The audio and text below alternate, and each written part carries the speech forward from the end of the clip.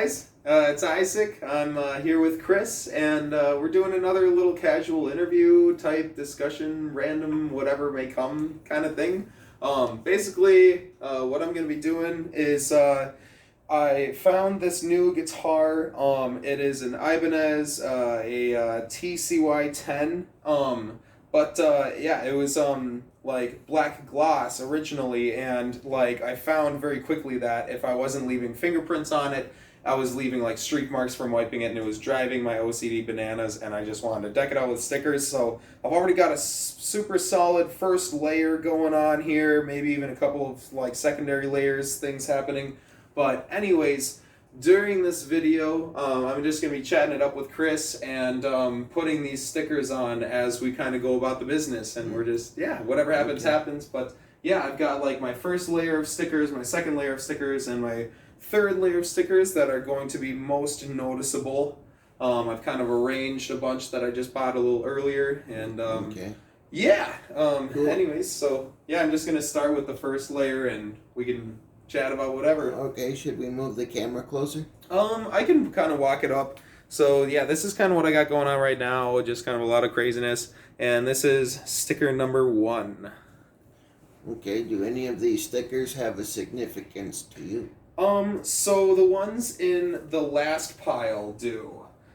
So I've got like Stitch, that's like one of Hannah's favorite characters, and then I've got like, just ones that are kind of most funny and weird that stuck out to me the most. Like here, I've got this like ice cream cone, kind of like pooping itself a little bit. And I just want that to be seen very clearly and not layered over. So, right.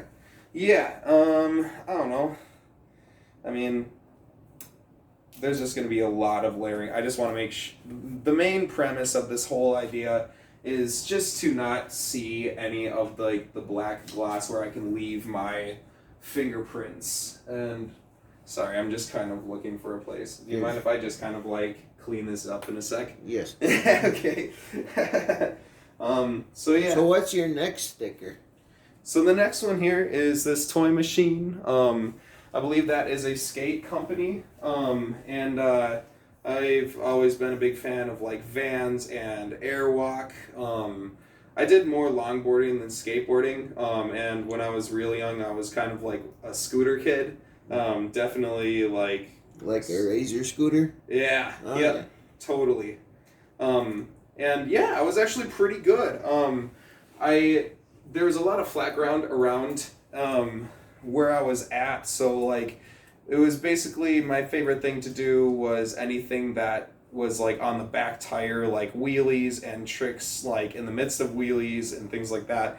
But eventually they built a skate park next to or kind of close to my house, and that's where I learned like drop-ins and things like that. Mm-hmm. Yeah. And so when you're not playing guitar, what do you do? When I'm not playing guitar, if I'm not playing guitar, here's the third sticker. I am at work, just basically chilling, or at work playing guitar.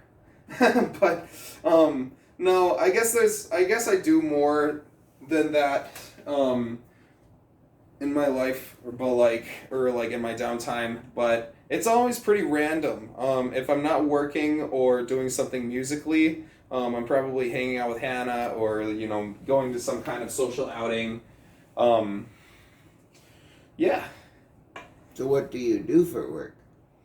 So I work at the CBD joint. It is a company that is like under the same ownership as Sex World down in Minneapolis. Mm-hmm.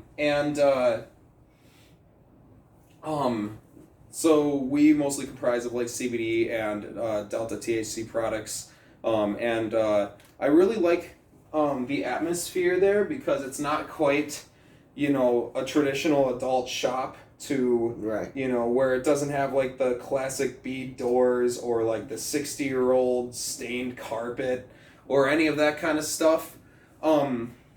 And it's actually very presentable and like respectable, very clean in there. We always keep it very tidy, and we're all extremely knowledgeable on the products. We try to give our best customer service as much as we can.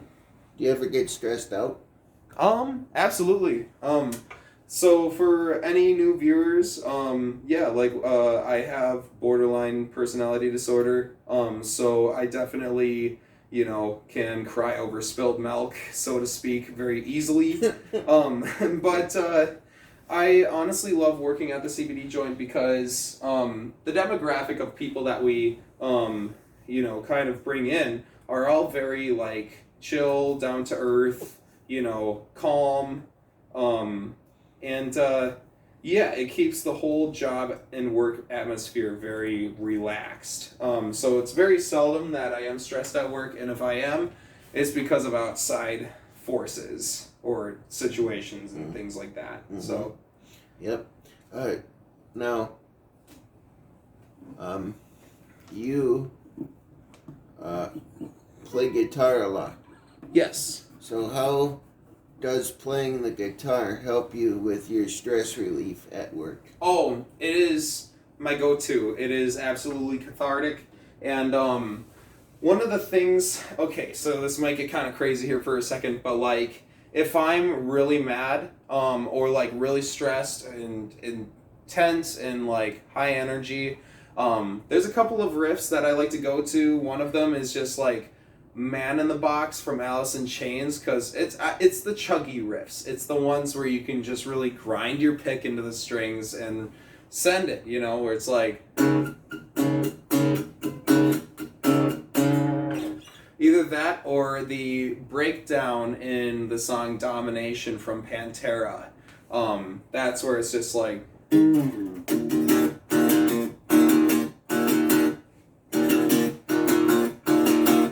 but I mean, I'm doing it very casually, but like, yeah. If I want to like, if I'm really stressing, I don't care if I accidentally break a string, if I'm like strumming really hard or getting very into it, to, try essentially like escape for a minute. Yeah.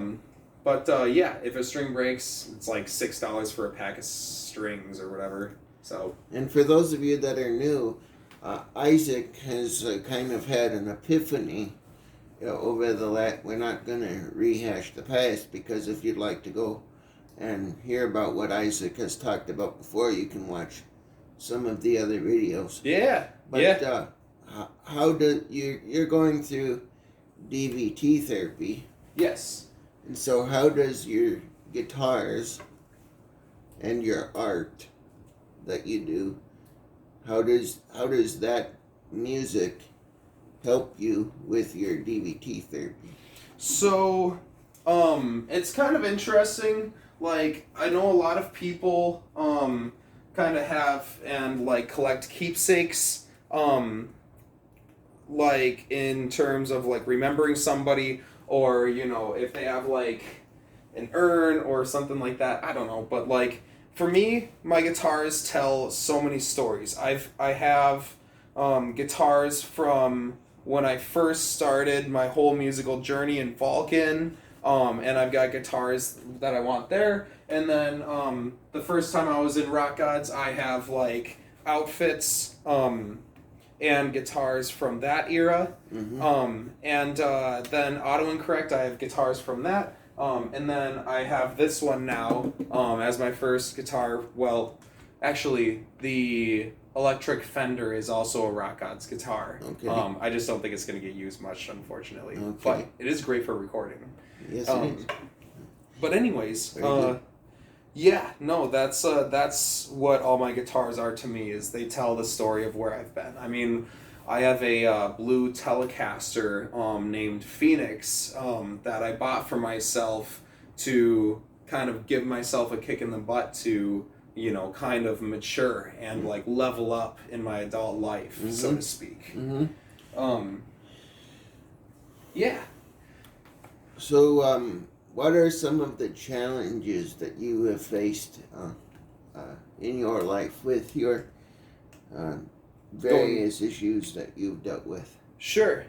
Well, actually, so there's probably too many to talk about, but I'll cover a couple of like really big ones. Okay. So going through DVT, I believe there are two humps to it that I must get over, or like two mountains, so to speak, that I need to get over. Right. And so the first one is emotional stability, and being able to handle stress, like without snapping at people or taking things overboard or putting myself into a mind space that can be dangerous for myself or others. So that was the first hump, and like, it's pretty interesting. Like, I will go a little bit into detail just because, I don't know, it's gonna be tough. I mean, there's a lot has happened. Let's see, we're sticking on a little Zippo one here, that, but okay, so yeah, that's the first like mountain I had to climb, and then like get over my like emotional instability, and be able to handle stress. And like, you know, I still have bad days every now and then, but they aren't nearly like what they were before. Right.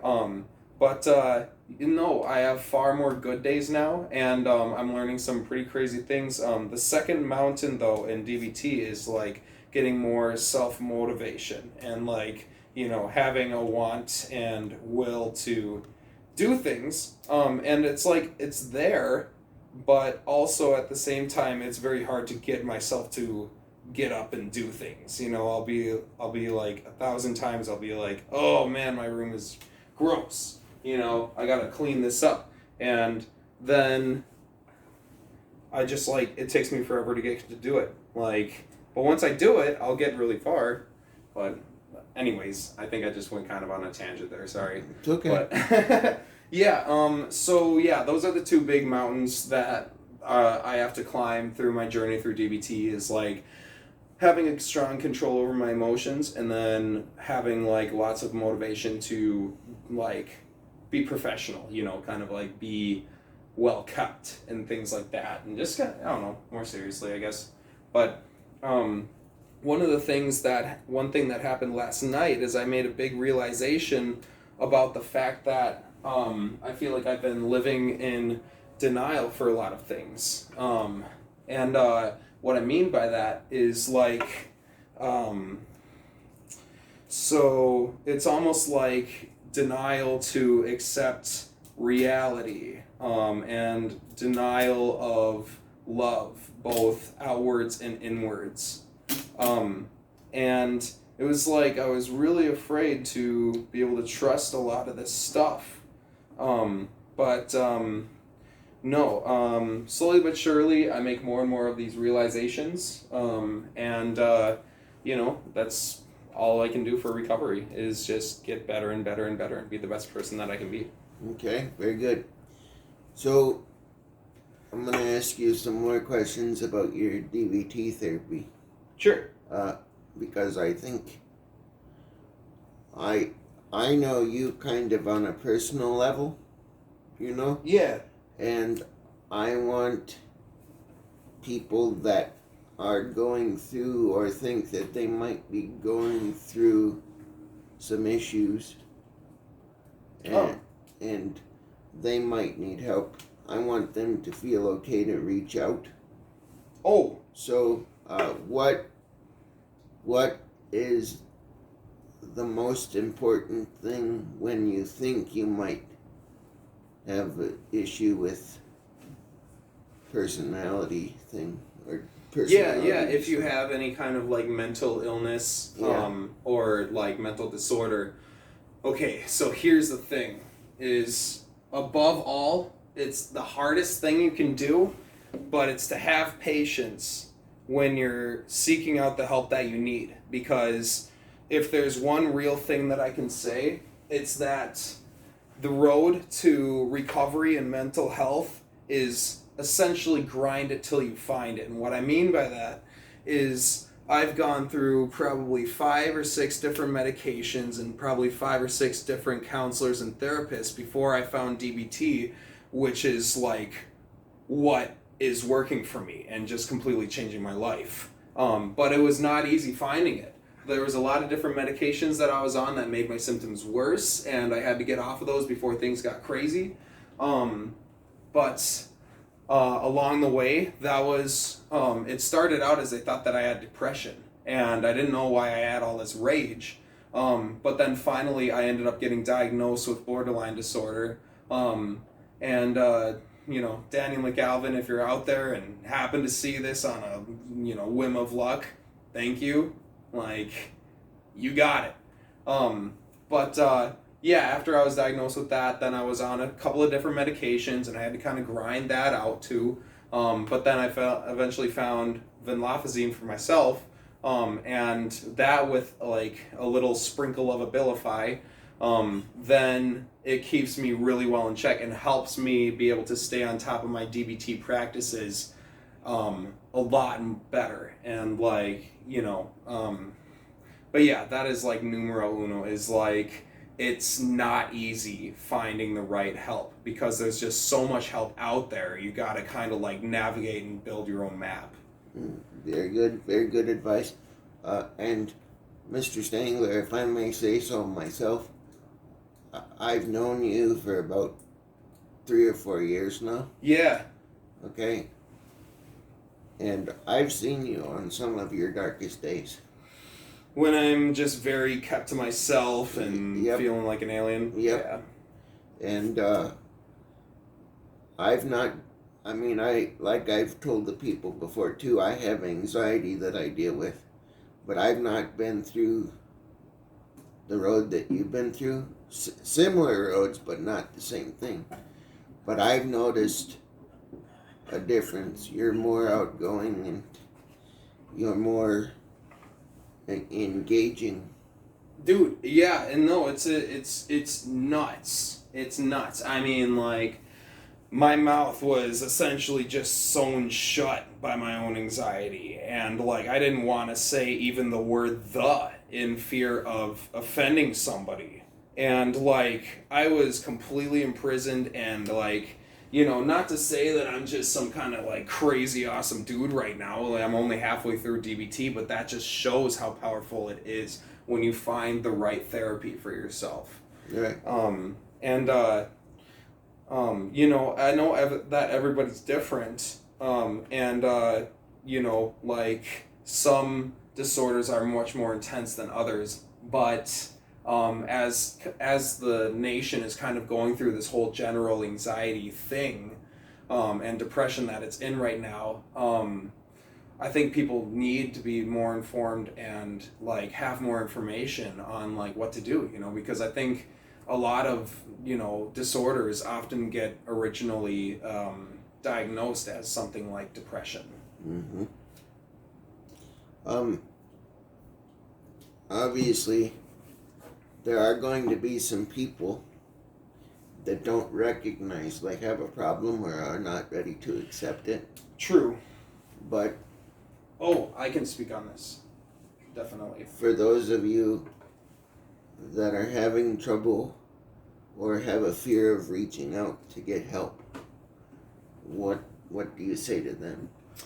The best advice that I can give is only you know when you're ready. And I mean that so seriously because people had been telling me about going into DBT for years prior to when I finally went in. And I thought that I really had it under control, and to like prevent a trigger warning, I'll just like say I had a handful of incidents occur in some of my darkest times, I forget where I was going with this. It was probably the 5th or 6th time that whatever was happening, that it finally like clicked with me that I was just like, you just gotta do it. You want to be here, and it was basically like, I don't even know, some kind of divine intervention or something, but it was like lightning struck and I finally got it. I finally understood. And like, unfortunately, when it comes to that kind of mental health, you can lead a horse to water all day, but you can't make him drink until that horse wants to drink. Yeah. Yeah. You have to work. From what I've been told or what I've seen in my life, if you want something, you have to be willing to put in the work to go and get it. And that's just it, is, that's what it took for me, is I needed to want it enough. And, and not only want it enough, but know that I was worthy enough. And I think that's a big part of it. Yeah. How does a guitar and the different chords that you could play, how does that help with your healing?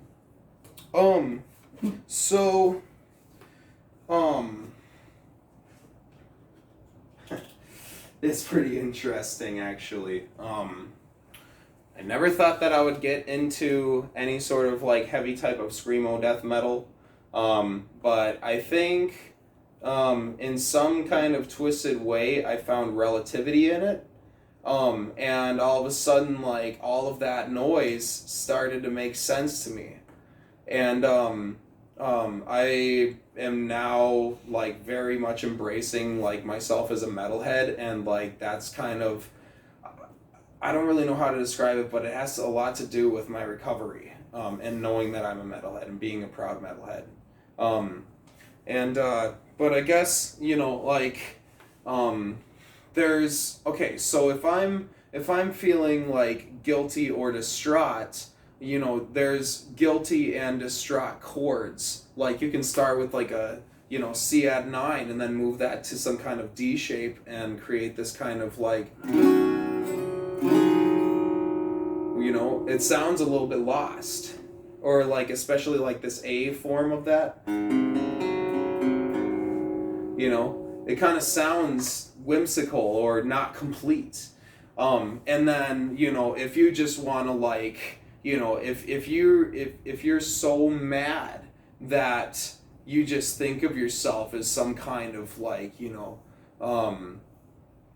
soulless, on fire being, I don't even know, like, there's riffs for that too, I mean, and I know it's going to sound different on acoustic, but like, you can be like,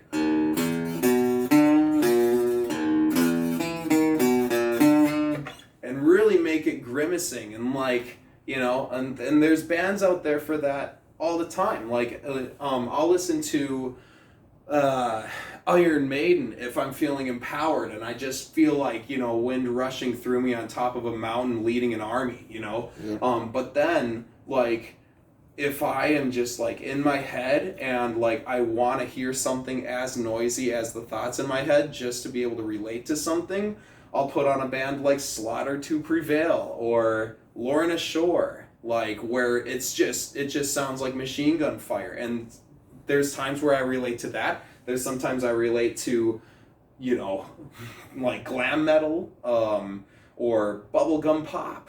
It really depends. Yep. Isn't it? I think it's kind of interesting how music influences emotional states. Absolutely. Yeah, it's pretty crazy, because like, if somebody's not in the mood for death metal, they'll be like, oh my god, holy crap, how do you listen to that? It just sounds like the Cookie Monster. But if for me, it was the death metal vocals sounded like my conscience. Mm-hmm. And I know that sounds pretty effed up, but sometimes it just be like that. And to find something relatable in that and just be like, holy crap, I'm not alone in this, and to be able to seek out more death metal because, like, it, I don't know, it felt good to understand something, or like be heard, or, relate to something. Mm-hmm. Very good. So obviously everybody's journey is different. Yeah. But what would you say to somebody who might be struggling with opening up about their issues that they have? It all comes with practice. So in DBT, it's just a lot of practice of being mindful and being like in the moment.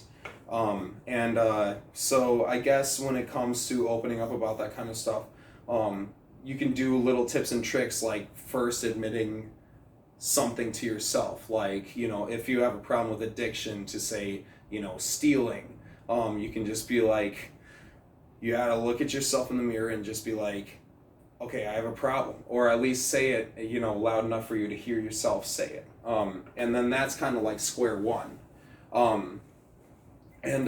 From there, it's just like finding the people that you trust the most, and, you know, telling friends and family that you trust, until eventually you have the strength and will and want to tell somebody who can actually do something about it. I mean, you know, unless you have a family member or friend that can do that, but a lot of people don't.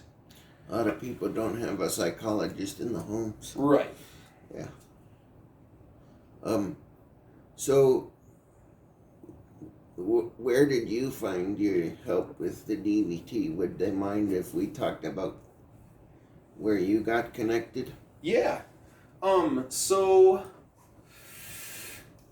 believe it was in Andover, over at a Fairview location, that I was talking to one of the psychiatrists, what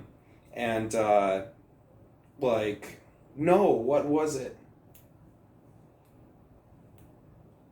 It was last October, when I had like my 5th or 6th incident, when I had that big, oh, I'm sorry, I'm gonna edit that out. Yes. When I had that big epiphany. Yeah.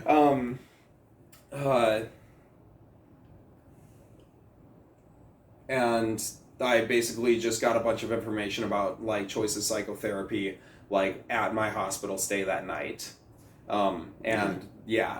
That was when I had the will to do it, and I just pursued it like that within that week.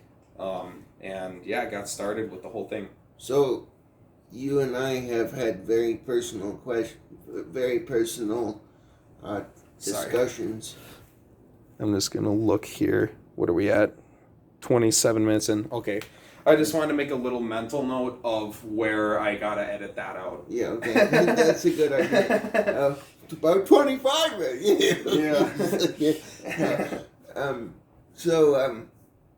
You and I have had some very personal discussions about your mental health and my mental health too. Yeah. And the whole reason for me doing this is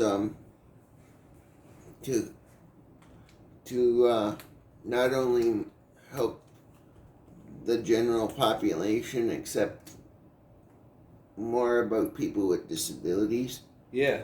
But I also do it so that the people that are afraid or might have a concern about reaching out might feel a little bit more comfortable about, man, I really understand what that guy's talking about, and then they might have an aha moment.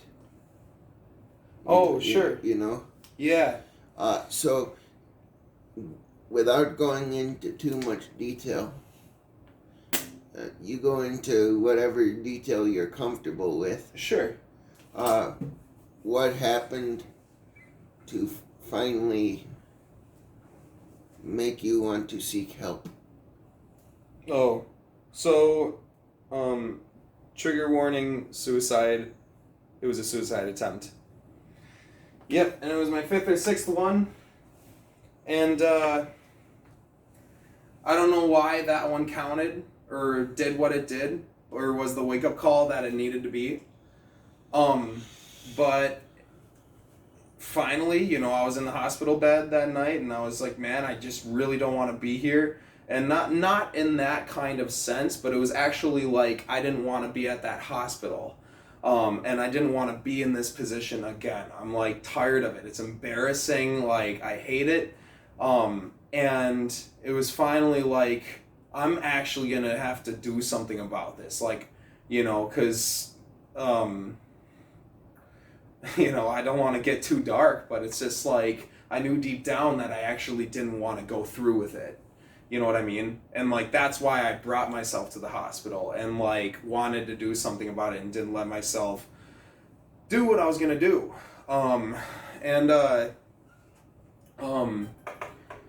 I knew deep down that I didn't want to go through with it. And like I wanted a second chance at life. And my whole motivation from that night on, it was just like, I know it's a dumb motive to live, but it's just like, you just gotta do it.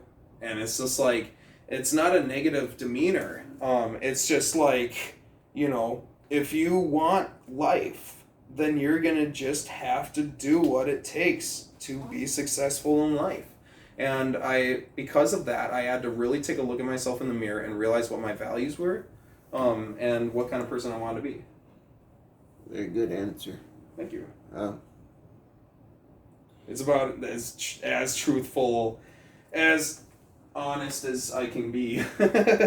This is like I don't know, some kind of deep conversation and deep tea with Chris and Isaac. Yeah. Real talk or whatever. Yeah, but there are some people that are afraid to reach out. Yeah, or if they're in an environment where it's belittled or not cared about, which is, becoming less and less, but there's definitely a massive difference between, say, like, boomers and Gen X versus millennials and Gen Z. I think millennials and Gen Z are definitely way more open about it. Yeah. Yeah. Before, it was basically just like go to the bar and drink till like you explode. Yeah. Drown your sorrows away. That's what it used to be. Or, yell at everybody or like, do dumb stuff. I feel crappy today, so if I feel crappy, all of you are going to feel crappy with me. I mean, and everybody handles stress differently, and addiction really isn't anything to necessarily joke about. I mean, I just don't fully understand it because, the only thing that I'm really addicted to is nicotine, just being totally honest. That thing's got a death grip on me. But, yeah. I don't know. It's interesting. I don't know. I forgot where I was going with that, to be honest. How has the... Obviously, you don't have any more flashbacks after you started DBT therapy, or do you? So I do, but it's not the same. I don't have this voice in my head, that is just like, hey, remember in 6th grade when you said this and you totally effed this up, and you're just it starts going down this whole rabbit hole of just thinking of myself as just like the worst thing to ever happen on earth. And but if I think back or reminisce or talk about my time in college when my borderline matured, if I talk about that, it doesn't mess with my head. Sorry, I'm trying to get this sticker off. It's okay. But no, I was actually just kind of joking with my mom not too long ago about this, because I was just like, oh my gosh, I literally remember the moment that things started going south at college, and it was because I was in a Drawing 3 class that I had already previously taken at a tech school, but the credits weren't good enough for Stout, so I had to retake it, and the drawing instructor was just a lot harsher than the person over at the tech school. So for I ended up retaliating and trying to get vengeance on one of these assignments. I thought the class was kind of not worth it. And for one of the projects, we were supposed to do this multi-layered, erase parts of it, draw somewhere else, multi-layered drawing. Mm-hmm. But what I ended up doing is I just kind of blacked out the whole piece of canvas and then erased away parts to draw a schematic of a guitar, because I wanted them to know that I was there to design and I shouldn't have to be going backwards. And I think that was the first drop of oil in the water between me and the faculty at Stout. But I can look back on that now and I can laugh instead of thinking of myself as a complete utter failure for not completing college. But it's just, Yeah. no matter where I was in life, even if I was still in Minnesota with rock gods, like, I think it was actually lucky that I didn't end up going through what I did while I was with rock gods, because, that would have tarnished a really cool opportunity and thing. I don't know. Yeah. Words escape me. It's okay. So, here's gonna kind of be a interesting question. Okay. Okay? What are some of the signs For borderline disorder? that a person should look for in themselves, or if you're a faculty member at a college and, you might think you... To look out for students? Yeah. I think something is just kind of cleanliness and a combo of like, what's the word for it? Hygiene. Because like, one of the things I noticed right away is like my hygiene just plummeted down the tubes. And, I even honestly still struggle with it a little bit. I mean, like, I haven't showered today and I'm kind of oily.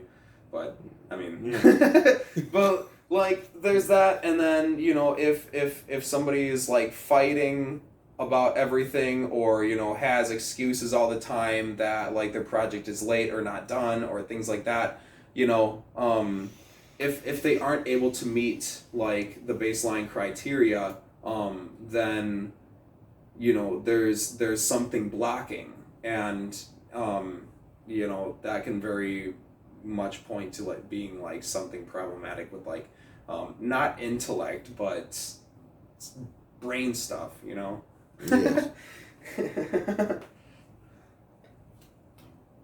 So staff members at colleges out there, if you notice some people that are exhibiting signs like Isaac has described, reach out to them. Yeah, or at least like don't belittle them, or say that like your mid-program is high school stuff when you did it at college. Like, you don't have to be a dick. You can let people down easy. Definitely helps. Yeah. Now, what's the difference between that and the people that need to go to the crying room at college? Because they have crying rooms at colleges now. Did you know that?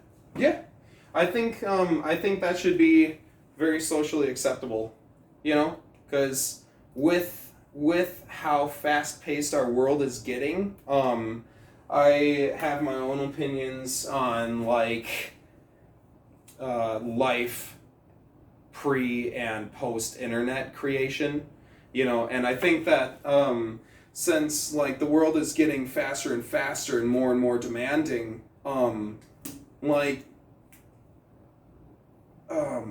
I think there should be more room to like have more of those kind of panic rooms, or crying rooms, or like emotional instability rooms, like, and even more kind of like care people as well, just to help them understand something. I mean, I know that there's like TAs and like people that you can go to seek out at college, like, to like help you with work, but like that's kind of a different thing.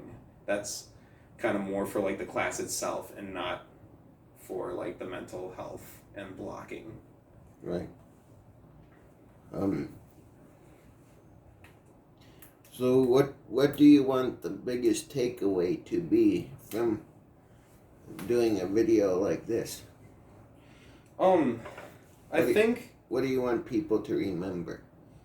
I think the biggest thing that I talked about that I want people to remember is that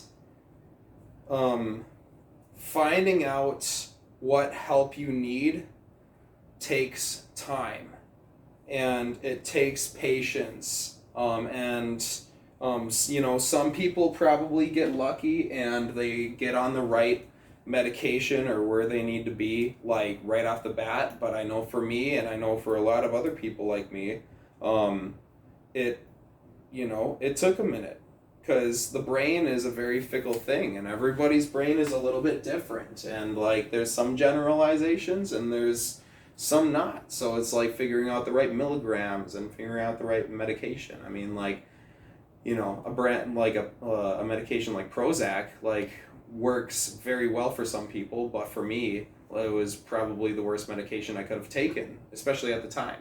Mm-hmm. Yeah. that was bonkers. So I'm gonna ask you another unique question. Yeah. Okay. So, what is the biggest difference you've noticed in yourself before you seeked help and after you've seeked help? Confidence, self-confidence. And this kind of goes back to something that I was talking about earlier, where I had made the realization of I was in denial for a lot of things. Like, it's kind of hand in hand with the confidence thing. Like the confidence to believe in myself, the confidence to love myself, the confidence to be present in a moment, the confidence to want to save a relationship or continue a relationship. Everything. It's nuts. I mean, I came from a place where I didn't feel like anything. I wasn't even sure if I existed. Even though I could physically feel things, I straight up didn't believe it. Like, I don't even know how to explain it, but yeah, now I know exactly what I'm doing. I'm standing here and I'm having a conversation, and like, I'm not trying to dig for my thoughts all the time. Like, I mean, I might stutter a little bit as I try to find the right wording or, this and that, but no, it's very, very different.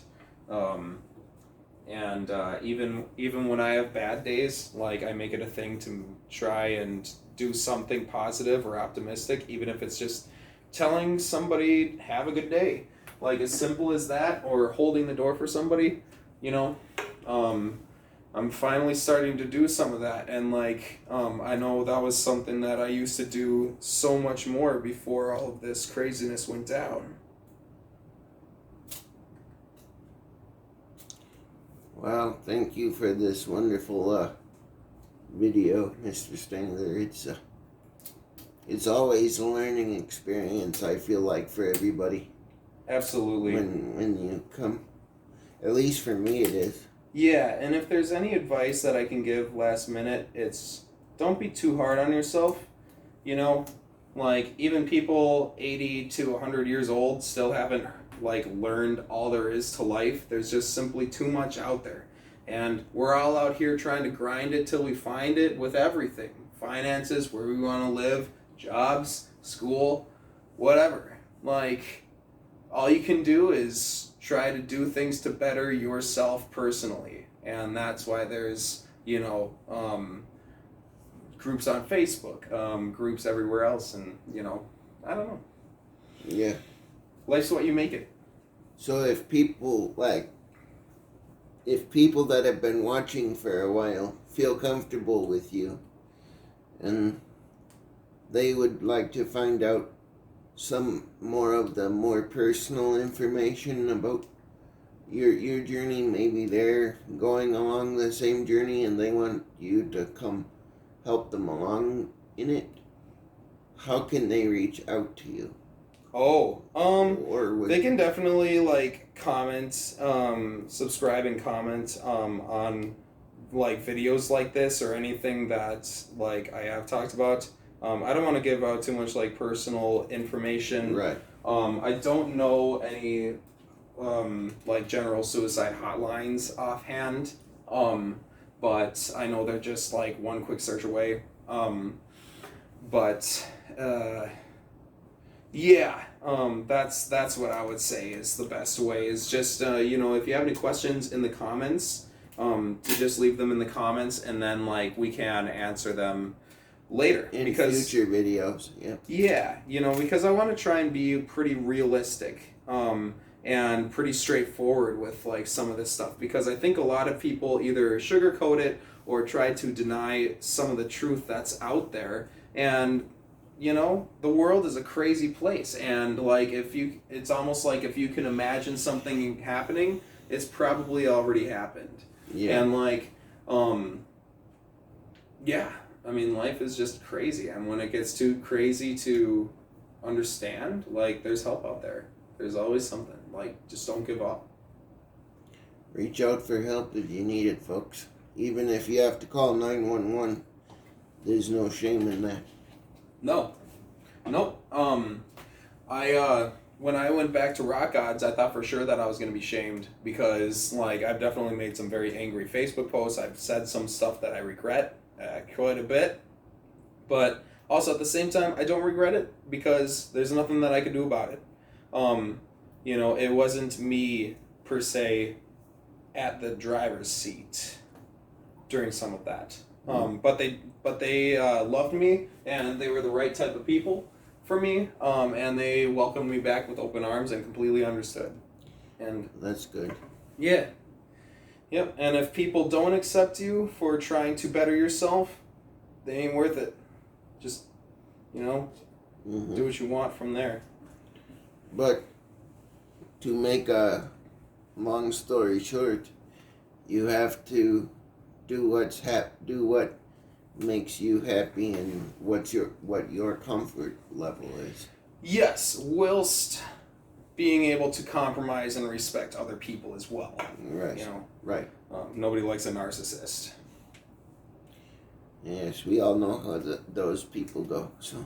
Yeah. And I don't mean to say those people, but. I don't regret it. They don't really get offended by much. When you did your DBT, is there like a DBT company that you went through? Yeah, Choices Psychotherapy. Maybe we could put their number in like. Yeah, maybe we could. Yeah, at least like a link, you know, because yeah, it's a smaller company out of Minnesota. I can't remember exactly where, maybe Bloomington, but they really good people. Like, they have a very specific way that they do their DBT, and it's straight to the point. It's very effective. Okay. So, what is the difference between just general anxiety and DBT? I know that kind of stumped you a little. Well, I think it depends on how... I'm not sure, actually. I think... DBT, well, I know that DBT was built for and by people with borderline personality disorder. Okay. So that's pretty specific to that. Yeah, and like not everyone in DBT has borderline personality disorder, but that's pretty much like the program it was made for. The main baseline. Yeah. Yeah. Yep. Yeah, and it's about actively practicing. A big thing for me is just staying in practice with you know, with the skills that I'm learning. You know, there's days where I'm just like, oh, I don't even want to do it. I just want to be mad. But like that is the opportunity to growth. And you can't judge yourself for plateauing or falling behind in your recovery or growth. Like, it is what it is. But like, it's those moments where you decide how strong are you going to be. Mm-hmm. Very important. Yeah.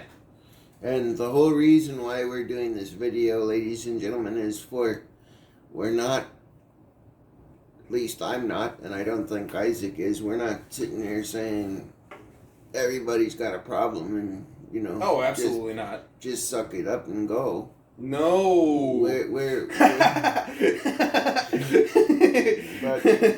but what we're really doing is saying, you know, you've got this problem, embrace your problem, figure out a way to deal with your problem, and once you figure out a way to deal with your problem, hopefully you can live a better life because of it. Because you're worth it. Yeah. Even if you don't believe in it, I believe that you're worth it. Every last one of us is worth it. Even the worst. If there is a will and a want and a belief to change, like, I think it's absolutely worth it. Yes. Well, this has been another presentation of the Cruiser Chris World Network, and we would like to thank Isaac for now making his 8th or 9th appearance on the... Yeah, and I appreciate you having me on here. And this is actually perfect timing. This is the last sticker. Yeah. You are loved. I was saving this one for the very last sticker. I knew it the first moment I saw it. I was like... You know what? Maybe we should make... Because we have to do a thumbnail for this. So maybe we should take a picture of the guitar after you get the stickers on. Ooh, that'd be cool. With the You Are Loved sticker. Right in the focus. Yeah. Wow. Look at this thing.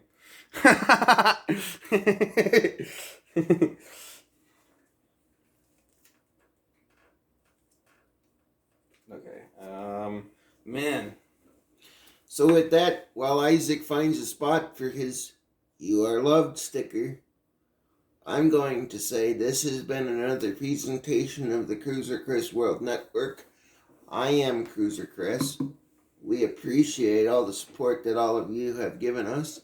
We feel that it is important to talk about mental health issues because we have, I believe, a problem in today's society where we don't talk about mental health issues as much. Or take it as seriously Or as take it it as seriously as it should be. Yep. So we need to talk about it, and that's part of what we do here at the Cruiser Chris World Network.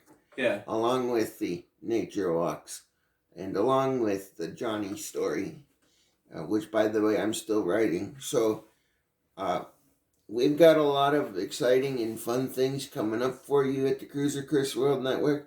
Tell your friends about us, like, subscribe, and share, because that will show us and the algorithm that you think we're worth it and that you care. Yeah. Thank you, and have a good day, everybody. Thanks for listening. Have a good one.